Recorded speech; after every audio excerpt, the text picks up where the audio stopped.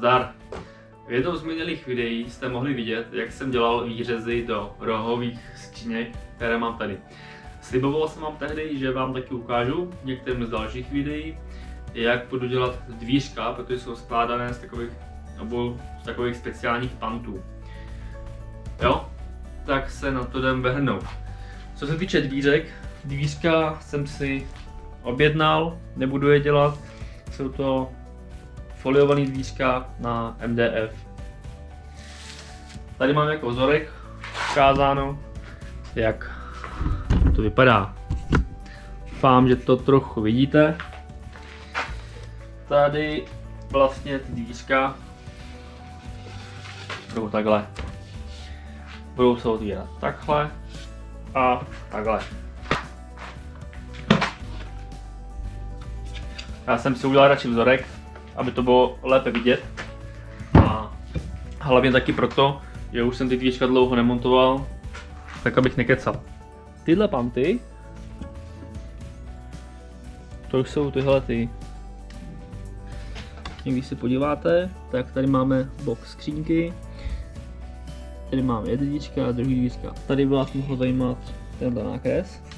Je to zhruba, tady píšou 12,5 mm od kraje střed díry a 35 mm sukovník.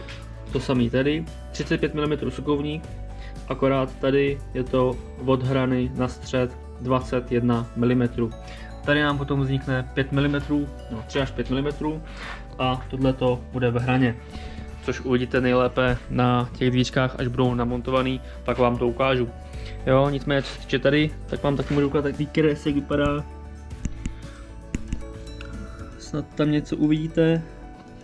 Jo, kdyby vás něco zajímalo, tak se zeptejte, když budu vědět, rád vám povím. Tak, máme tady dvě varianty, jak vyvrtat ty díry. Buď použijem standardní sukovník a naměřím si to a vyvrtám normálně v ruce. To je taková nejvíc hobby varianta. A druhá varianta, která je trochu méně hobby, ale já jsem si pořídil třeba takovou šablonku. Stála asi 3000, jestli pamatuju správně, ale to ne kolik let nazpátek. Kdykoliv potřebuju udělat pantíky, tak tohle je skvělá věc. Jo, můžete si tady nastavit vlastně vzdálenost od hrany a je to bez problémů. U toho, když to děláte v ruce, tak samozřejmě se může stát, že to neudržíte, může se vám to voštípat, může vám ten vrták vyskočit a uděláte si prostě nějakou neplechu okolo a jdem na to. Dvířka jsem si objednával foliované.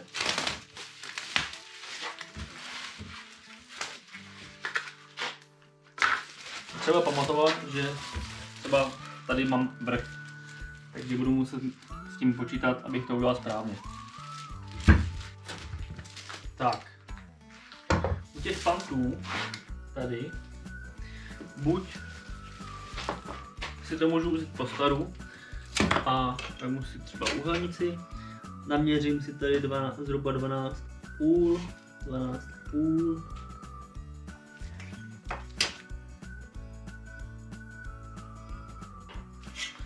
Tady se naměříme třeba 8 cm od kraje, aby si to dáme. Sukovník a opatrně to vyvrtáme. Těch 12,5 od kraje se týká těch pantů, které jsou částečně zadlabaný, nejsou celý, jsou částečně. Je potřeba dávat taky pozor na hloubku, takže buď si ji průběžně zkouším, třeba vždycky jsem si dělal třeba značku na tužce, na potřebnou hloubku, aby jsme to nevzali hloubš, protože pak by to byl problém. Jo? V mém případě já už sukovník nepoužívám nějakou dobu. Mám tady šablonu od Hetichu a tu si člověk nastaví tak, jak potřebuje. Jednodušší přidáte na ty dvířka a můžete vrtat. Co je potřeba? Je potřeba fakt hlídat tu hloubku, abyste to neprojeli moc hluboko. Jdeme na to.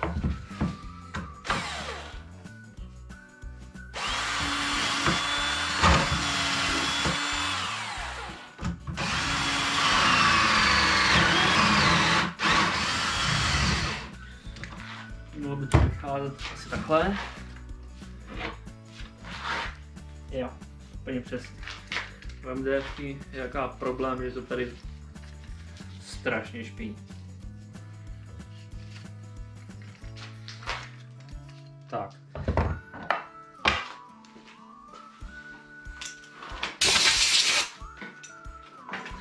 Teď. Jo, je to taková částečná díra. Je potřeba dávat pozor na hloubku, aby člověk případně nepojel moc hluboko. Já tam ten pant nasadím. Nasadíme to tam. Tak. A rovnou přišroubujeme.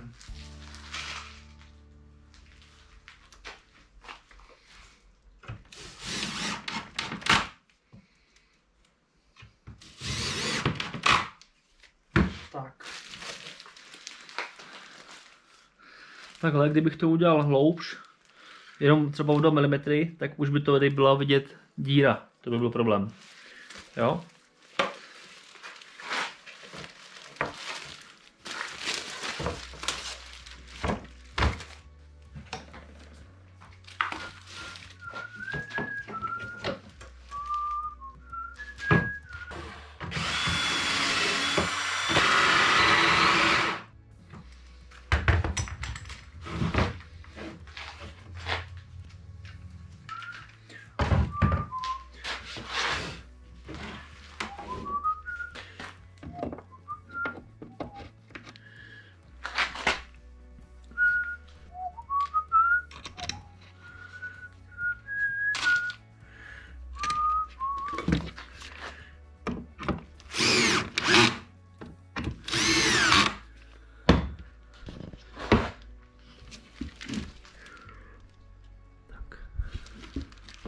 To máme jednu variantu a teď vám ukážu tu druhou variantu.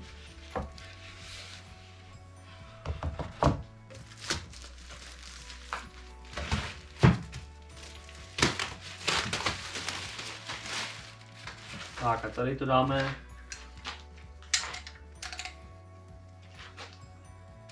aby ten pant vycházel zhruba 5 mm od kraje, což vychází nějakých 21-22 mm střed díry.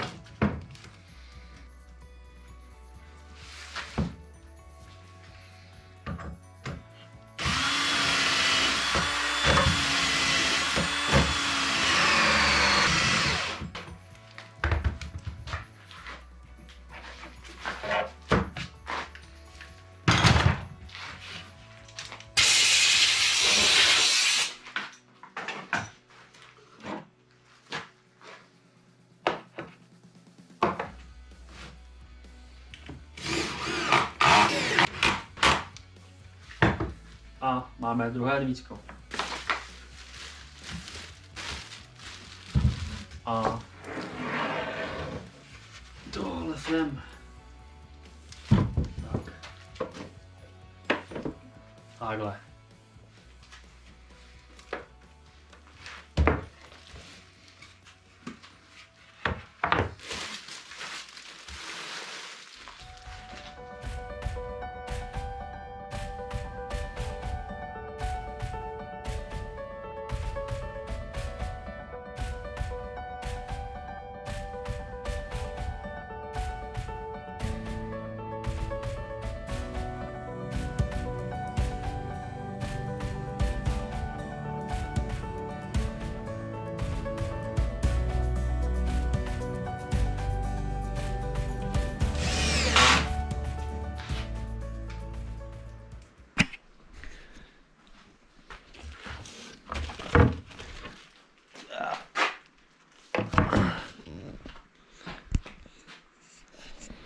Tak, zbývá to namontovat. Jestli zase někdo bude ptát, proč dělám v kapuci, tak protože tady mám krásných, nevím, jestli to vidíte, asi 14 stupňů. A to proto, že se nedostanu ke kamínkám. Ale to nevadí, to není zase taková bída. Nic, jdem to namontovat. Když to máme takhle nachystaný, tak si rozměříme, kam přijdou panty. Teď si tady předchystám, kde budu potřebovat panty. To znamená, jestli takhle máme nějakých 8 cm na střed, tak si tady uděláme zase 8 cm na střed.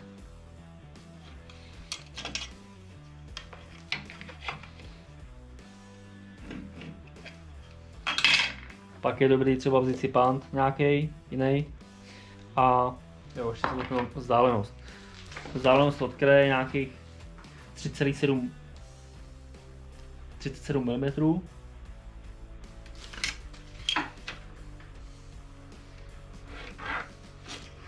Tak.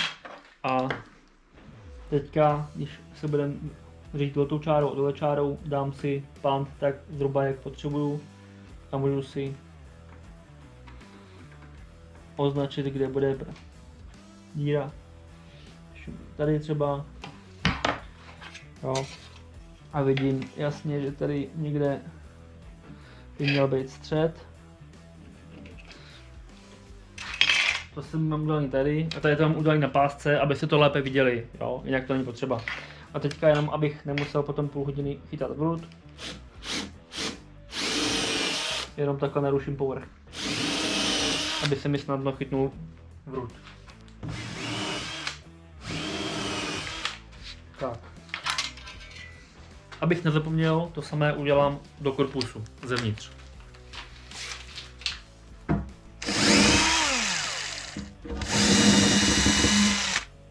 Jenom takhle lehce samý dole. V tuhle chvíli jdem na samotnou montáž dírek. Používám vruty 3,5 x 20. Mám už zkoušený, že neprolezou naskrz. A docela dobře drží. Tak. Vezmeme píško.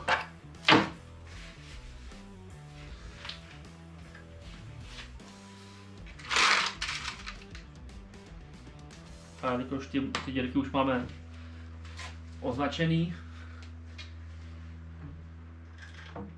tak jenom chytneme.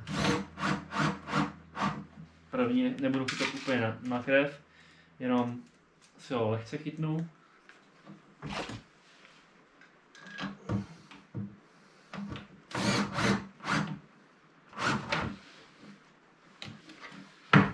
Tak, by nám to mělo zhruba vycházet. Už nepotřebujeme. A dáme tam další dvířko.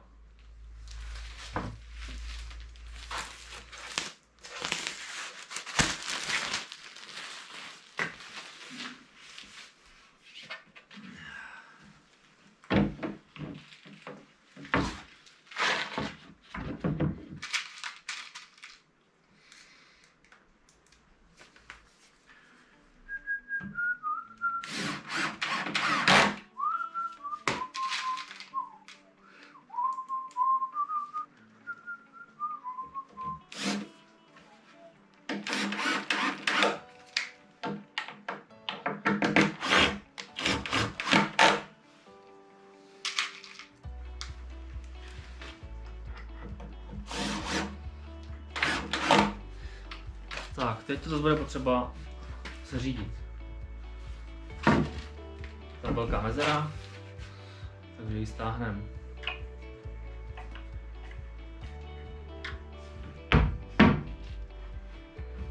Je to. Žádná věda. Dám to takové, že byste to lépe viděli.